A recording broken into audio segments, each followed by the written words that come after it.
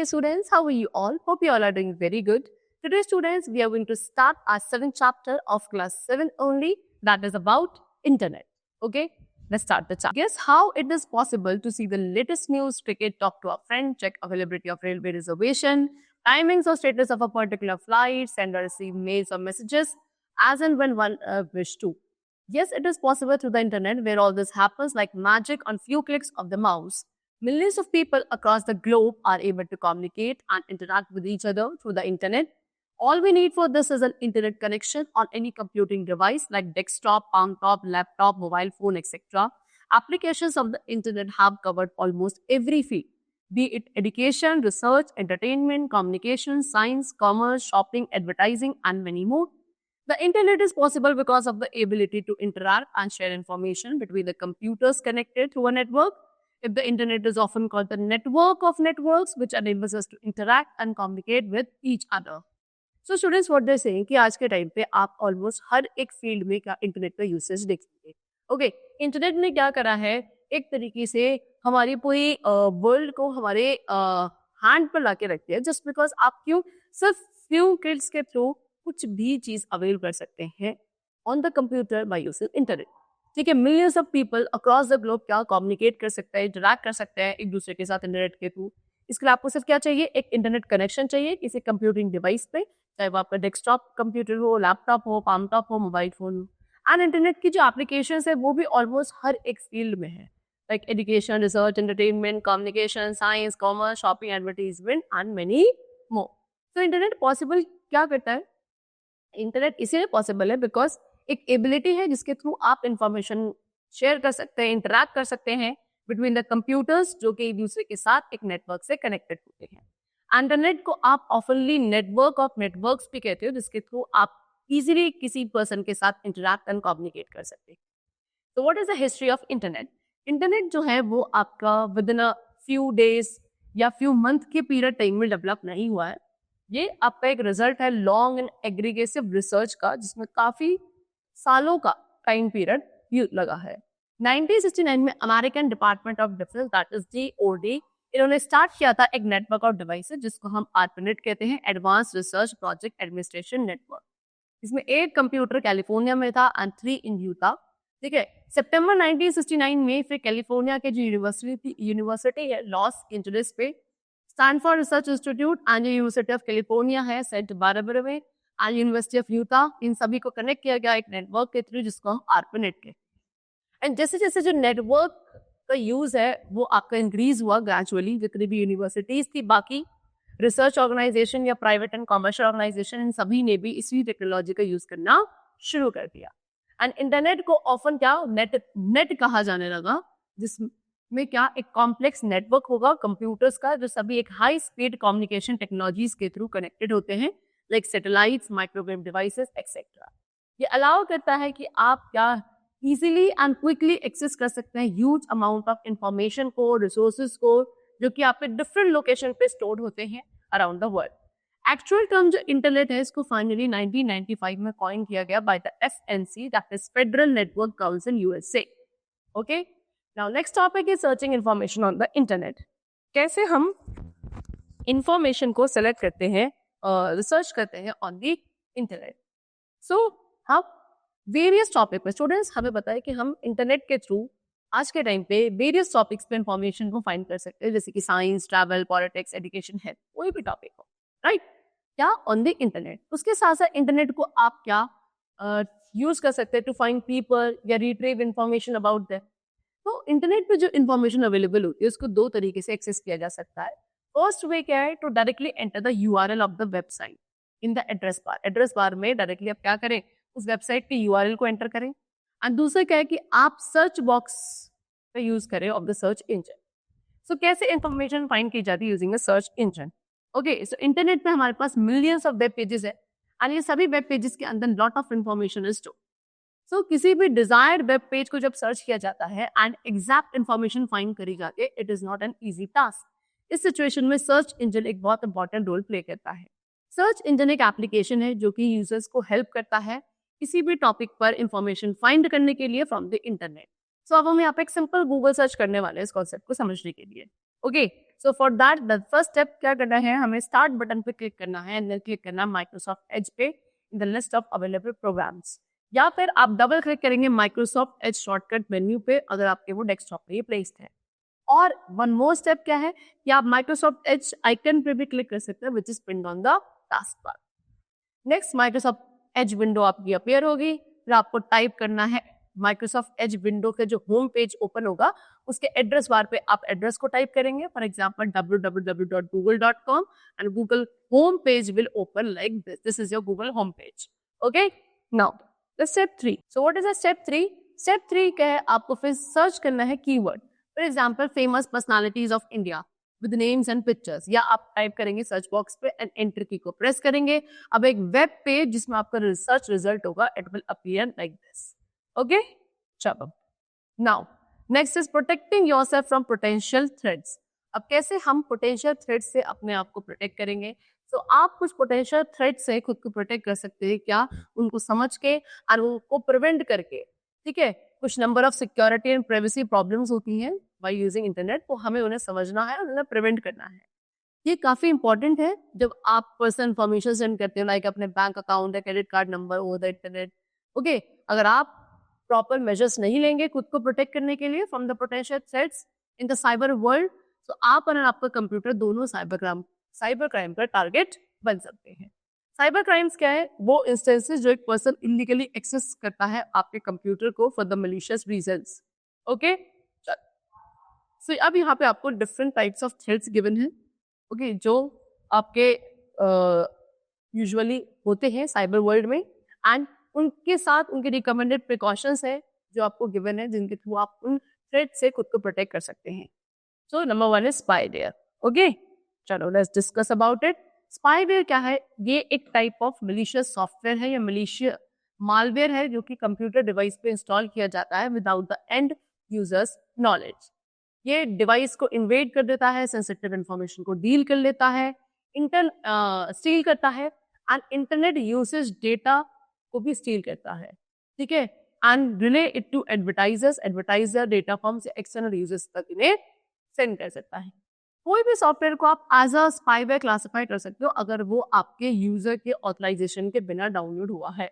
Spyware controversial है because even when it is installed for relatively incautious reason, अगर आपने इसको किसी इनोशियस रीजन के लिए भी क्या करा है, इंस्टॉल किया है, ये एंड यूजर की प्राइवेसी को वायलेट करता है एंड इसके पास एक पोटेंशियल है कि इसे रीयूज किया जा सकता है। स्पाईवेयर मोस्ट कॉमन थ्रेट है इंटरनेट यूजर्स के लिए। एक बार इंस्टॉल हो गया तो ये आपके इंटरनेट की एक्टिविटीज को मॉनिटर करता है, आपके लॉगिन क्रेडेंशियल्स को ट्रैक करता है एंड आपकी सेंसिटिव इंफॉर्मेशन पे स्पाई करता है। तो जो प्राइमरी गोल होता है स्पाईवेयर का वो यूजुअली क्या है कि आपको credit card numbers, banking information and password को ऑब्टेन करना। और next we come to the precautions. तो स्पाईवेयर से बचने के लिए क्या क्या प्रिकॉशंस है? तो आपको इंटरनेट सिक्योरिटी प्रोग्राम का यूज करना चाहिए अपने कंप्यूटर को स्पाईवेयर से प्रोटेक्ट करने के लिए या कोई भी सिक्योरिटी रिस्क से प्रोटेक्ट करने के लिए। आप पर्सनल फायरवॉल इंस्टॉल कर सकते हो, दैट इज व्हाट, एक ऐसा सॉफ्टवेयर जो आपकी नेटवर्क रिसोर्सेज को आउटसाइड इंट्रूजन से प्रोटेक्ट करता है। नेक्स्ट, आप किसी भी डाउटफुल एरर डायलॉग को एक्सेप्ट नहीं करेंगे, ओपन नहीं करेंगे विद इन द ब्राउजर, या किसी फ्री डील को एक्सेप्ट नहीं करेंगे बिकॉज स्पाईवेयर जो है वो आपकी फ्री डील ऑफर का पार्ट के फॉर्म में भी आ सकता है। Next is popup ad. Popup ad एक एडवर्टीजमेंट है जो कि आपके वेब ब्राउजिंग को डिस्टर्ब करता है। कैसे? ये एक सेपरेट ब्राउजर विंडो पे अपीयर होने लगेगा आपकी करंट विंडो के टॉप पे। पॉपअप्स क्या है? इरिटेटिंग होते हैं, काफी डेंजरस भी हो सकते हैं बिकॉज अगर आप पॉपअप विंडो के किसी भी आइटम पे क्लिक करते हो तो ये आपकी स्पाईवेयर या वायरस कॉज कर सकता है जो कि आपके कंप्यूटर पे इंस्टॉल हो जाएगा। ठीक है, तो क्या प्रिकॉशन है कि आप एक पॉपअप ब्लॉकर यूज कर सकते हो ऐसे एड्स जो आते हैं, पॉपअप एड्स जो आते हैं आपके ब्राउजर में, उनको ब्लॉक करने के लिए। Next is fishing. फिशिंग क्या है? एक साइबर क्राइम है जिसमें एक टारगेट या बहुत सारे टारगेट्स को कांटेक्ट किया जाता है ईमेल, टेलीफोन या टेक्स्ट मैसेजेस के थ्रू बाय समवन जो कि पोस्ट करते हैं as a legitimate institution to lure individuals into providing sensitive data जैसे कि personally identifiable information, banking, credit card detail and password. फिर इस इंफॉर्मेशन को यूज किया जाता है आपके इंपॉर्टेंट अकाउंट्स को एक्सेस करने के लिए एंड फिर ये identity theft and financial loss में रिजल्ट कर सकता है। इस इंफॉर्मेशन को इंपॉर्टेंट अकाउंट्स को एक्सेस करके मतलब क्या किया जाता है, जो भी आपकी आइडेंटिटी थेफ्ट है या जो आपका फाइनेंशियल लॉस इसके थ्रू हो सकता है। तो फिशिंग स्कैम्स को एग्जीक्यूट किया जाता है इसके थ्रू ईमेल मैसेजेस, वेबसाइट्स या फोन के थ्रू भी। ओके, सो क्या प्रिकॉशंस है? अगर आपको कोई भी ऐसा ईमेल रिसीव होता है किसी पर्सन से जो आपको रिक्वेस्ट कर रहा है ऑनलाइन अकाउंट को वेरीफाई करने के लिए, फाइनेंशियल इंफॉर्मेशन को वेरीफाई करने के लिए, you do not have to reply for it. Then अगर आपको कोई फोन कॉल रिसीव हो रहा है किसी कैसे पर्सन से जो आपको क्लेम कर रहे हैं कि वो एक लेजिटिमेट कंपनी या बैंक से है, या रिकॉर्ड कॉलर नेम या टाइम ऑफ द कॉल, सो आपको अपनी पर्सनल या फाइनेंशियल इंफॉर्मेशन कॉलर को डिस्क्लोज नहीं करती है। नेक्स्ट, कभी भी कोई ऐसे लिंक पे आप क्लिक ना करें जो ईमेल मैसेजेस पे होता है, इवन आपको सेंडर का भी नहीं पता और आप उस लिंक पे क्लिक कर रहे हैं। Next, while visiting bank website, जब भी आप एक बैंक वेबसाइट पर विजिट करें जो आपको कुछ कॉन्फिडेंशियल इंफॉर्मेशन एंटर करने रिक्वायर करती है, तो मेक श्योर कि आप अपने वेब एड्रेस को करेक्टली टाइप करें। अगर आप इनकरेक्टली टाइप करेंगे तो आप एक फिशिंग वेबसाइट पे जा सकते हैं जहाँ पे आपकी जो इन्फॉर्मेशन आप एंटर करोगे वो कोई एक अननोन पार्टी कलेक्ट कर लेगी। नेक्स्ट, अनेबल फिशिंग फिल्टर, आप अपने ब्राउजर में फिशिंग फिल्टर को अनेबल कर सकते हो जो आपको सस्पिशियस वेबसाइट से वार्न या ब्लॉक कर देगी। Okay, next we come to spam. Spam क्या है? स्पैम स्टूडेंट्स कोई भी अनसॉलिसिटेड कम्युनिकेशन है जो कि बल्क में सेंड किया जाता है। यूजुअली इसको ईमेल के थ्रू भेजा जाता है। स्पैम भी आपका क्या डिस्ट्रीब्यूटेड किया जाता है टेक्स्ट मैसेजेस के थ्रू, सोशल मीडिया या फोन कॉल्स के थ्रू। स्पैम मैसेजेस आपके हार्मलेस प्रमोशनल ईमेल्स की फॉर्म में आते हैं, लेकिन कभी कभी स्पैम आपका फ्रॉडलेंट या मलिशियस स्कैम भी हो सकता है। What are the precautions? आपको साइन अप करना है कि ईमेल फिल्टरिंग के लिए अपने आईएसपी के थ्रू या आप एक एंटी स्पैम प्रोग्राम यूज कर सकते हैं। नेक्स्ट, आप किसी भी ऐसे लिंक पे क्लिक नहीं करोगे जो स्पैम में है, या फिर आप किसी स्पैम को रिप्लाई नहीं करोगे फॉर एनी रीजन। नेक्स्ट, अगर आपको कोई भी ईमेल स्पैम सस्पेक्ट होता है तो आप उसको रिस्पॉन्ड ना करें, जस्ट सिंपली इसको डिलीट कर सकते हैं। अपने सिक्योरिटी सॉफ्टवेयर को अप टू डेट रखना। Next we come to manage password. जब आप अपने यूजर नेम एंड पासवर्ड को एंटर करते हैं अपने अकाउंट को किसी भी पर्टिकुलर वेबसाइट पे लॉगिन करने के लिए, तो वेब ब्राउजर कभी कभी उसे डिस्प्ले करता है एज अ प्रॉम्प्ट मैसेज जो ऑफर करेगा कि आप अपने पासवर्ड को रिमेंबर रखें व्हाट यू हैव टाइप। ठीक है, तो अगर आप येस पे क्लिक करेंगे तो आप उस वेबसाइट को फ्यूचर में भी एक्सेस कर सकते हैं। एंड वेब ब्राउजर बाईपासेस क्या करता है, इसको लॉगिन पेज को बाईपास करता है एंड आपको डायरेक्टली साइट पे लेकर जाता है। इसीलिए कोई भी जो कंप्यूटर को यूज करता है वो आपके अकाउंट को क्या एक्सेस कर सकता है इस साइट से फिर इजीली। ओके, चलो, तो क्या क्या प्रिकॉशंस है कि आप हमेशा कहाँ नो पे क्लिक करें जब आपका वेब ब्राउजर प्रॉम्प्ट करता है आपके पासवर्ड को रिमेंबर रखने के लिए। Next is virus. Computer virus क्या है? एक मलिशियस सॉफ्टवेयर है या मालवेयर है जो कि कंप्यूटर टू कंप्यूटर स्प्रेड हो जाता है एंड आपके डेटा एंड सॉफ्टवेयर को क्या डैमेज कॉज करता है। कंप्यूटर वायरस का एम होता है आपके सिस्टम को डिस्टर्ब करना या मेजर ऑपरेशनल इश्यूज कॉज करना एंड इससे डेटा लॉस एंड लीकेज हो सकता है। Okay, what is a key thing to know about computer virus कि ये डिजाइन किए जाते हैं क्या करने के लिए? अक्रॉस प्रोग्राम एंड सिस्टम में स्प्रेड होने के लिए। कंप्यूटर वायरस टिपिकली एक एग्जीक्यूटेबल होस्ट फाइल के साथ अटैच होता है जो आपके वायरल कोर्स में रिजल्ट कर सकता है जब आप एक फाइल को ओपन करोगे। कोड फिर आपका डॉक्यूमेंट से स्प्रेड होने लगेगा या सॉफ्टवेयर पे से स्प्रेड हो जाएगा। जितने भी attachment network drive file sharing program के साथ वो अटैच होगा या इन्फेक्टेड ईमेल अटैचमेंट के साथ। तो what are the precautions? Number 1, आपको सिर्फ उन्हीं ईमेल अटैचमेंट्स को ओपन करना है जो कि एक ट्रस्टेड सोर्स से आते हैं या फिर वो एक्सपेक्टेड है कि ट्रस्टेड सोर्स से आएंगे। तभी अनवांटेड ईमेल्स को आप डिलीट कर देंगे विदाउट ओपनिंग। ओके, किसी भी ऐसे वेब लिंक पे आपको क्लिक नहीं करना जो कि किसी ऐसे पर्सन के थ्रू भेजे गए हैं जिसको आप नहीं जानते हैं। नेक्स्ट, आप एक एंटीवायरस प्रोग्राम इंस्टॉल करेंगे और उसको अपडेट रखेंगे। जितनी भी फाइल्स हैं उनको आप एक एंटीवायरस प्रोग्राम के थ्रू स्कैन करेंगे उसको किसी अपने सिस्टम पे ट्रांसफर करने से पहले। Next we come to the topic which is cookies. Cookie क्या है? एक स्मॉल टेक्स्ट मैसेज है जो एक वेब ब्राउजर अपने कंप्यूटर पे स्टोर करता है सभी वेबसाइट्स के ट्रैक को रखने के लिए। कुकी फाइल्स टिपिकली उस डेटा को आपके डेटा को कंटेन करती है, जैसे कि आपका name, user name, postal code या फिर आपके प्रेफरेंसेस को व्यू करती है।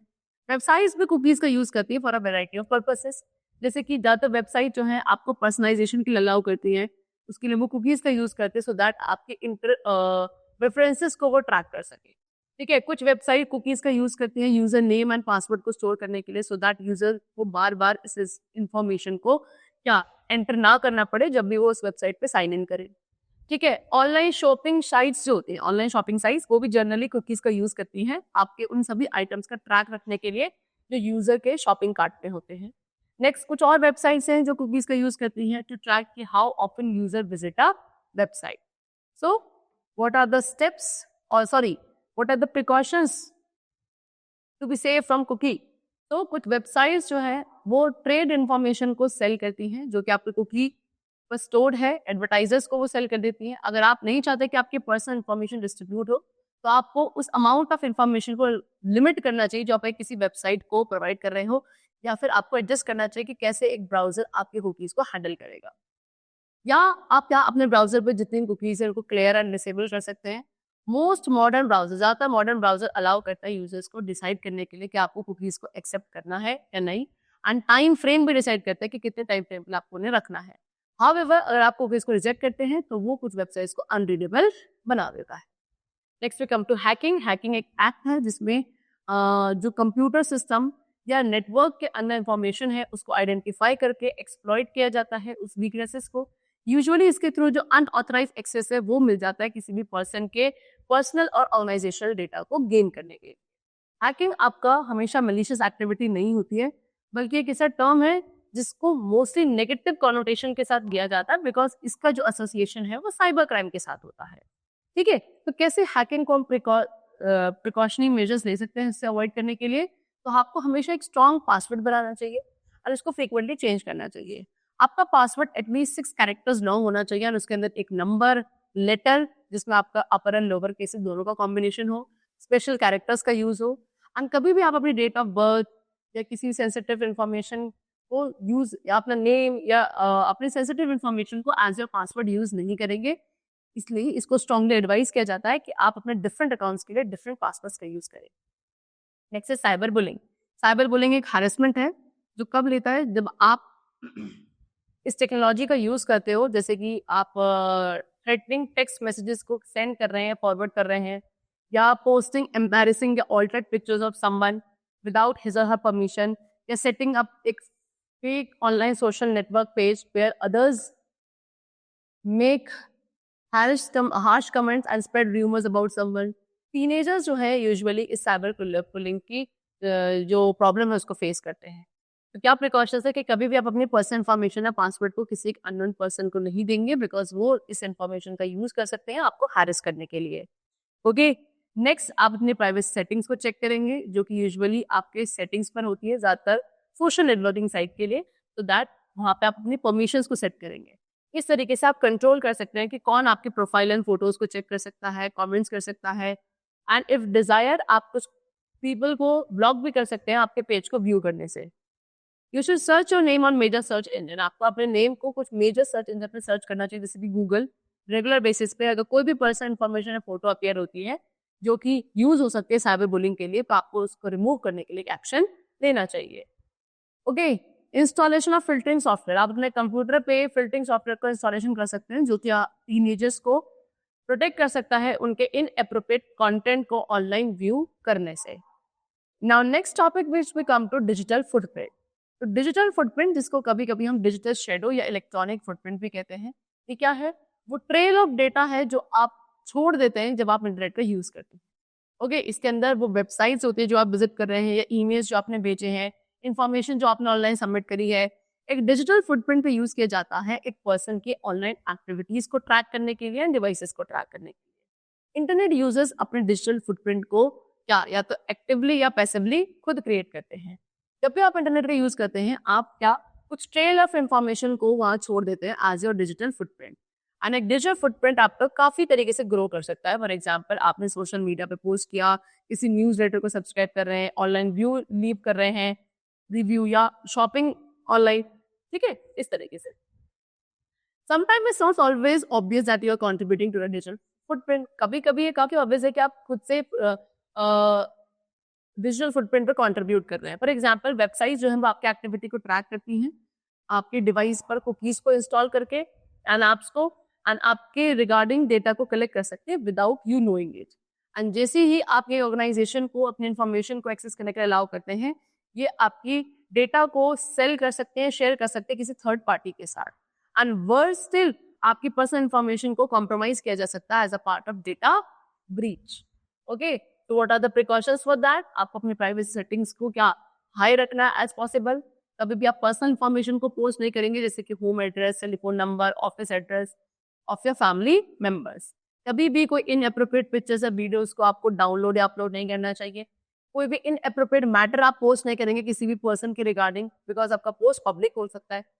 अगर आपको ऐसा लगता है समथिंग ऑनलाइन जो आपको अनकंफर्टेबल बना रहा है, तो अनसेफ या वर्ड कर रहा है, तो आप उस वेबसाइट को छोड़ सकते हैं या अपने कंप्यूटर को टर्न ऑफ कर सकते हैं। And if you want, you can also tell a trusted adult immediate. Okay, जब आप पब्लिक कंप्यूटर का यूज करते हैं तो मेक श्योर कि आप उन सभी अकाउंट्स को लॉग आउट कर दें जो आपने एक्सेस किए थे before leaving that particular public computer. Okay, चलो, so the chapter is completed. I hope you all have understood those major cyber crimes and the precautionary measures which we could take. The chapter is completed. We'll meet you very soon in the next class. Till then, take care and thanks to all.